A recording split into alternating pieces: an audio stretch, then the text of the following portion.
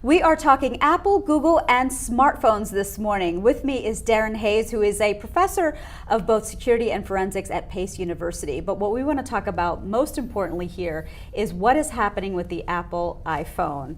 Is it necessarily taking a backseat to all the other products that are on the market right now?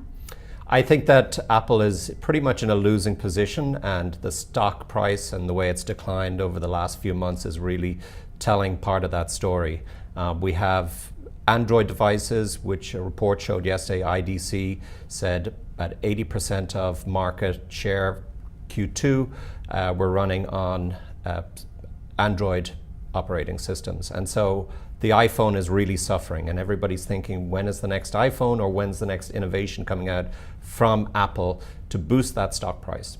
Well, it's funny because I was just having a conversation with somebody yesterday and they were like, should I get an iPhone or should I get a Droid? What do you think?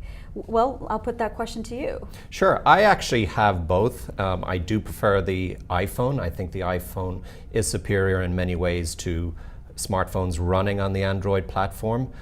So from my perspective, it's a better business decision from security perspective.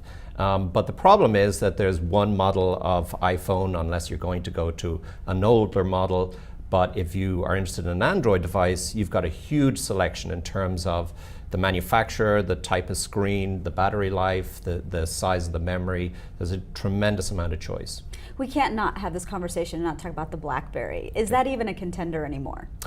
Sadly, it doesn't seem to be. And one of the core businesses that they had was working with industry partners, corporations. And unfortunately, or fortunately, that's moved over to Android. And so Android has a tremendous adoption rate right now, which is causing a lot of IT professionals to pull out their hair because of security problems. But according to some recent statistics, the adoption rate for Android devices is 6 times that of iPhones by businesses. It's no big secret that we aren't necessarily PC users anymore, or desktop, doing all of our transactions from desktop computers. What can iPhone do, or what can Apple do in the way of recourse now?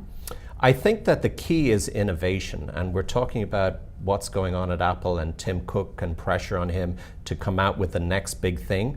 For years now, we've been spoiled with Apple coming out with an iPod and then an iPhone and then a new MacBook, a MacBook Air, and we just haven't seen that type of innovation recently, which is very sad, and it's going to make the company suffer.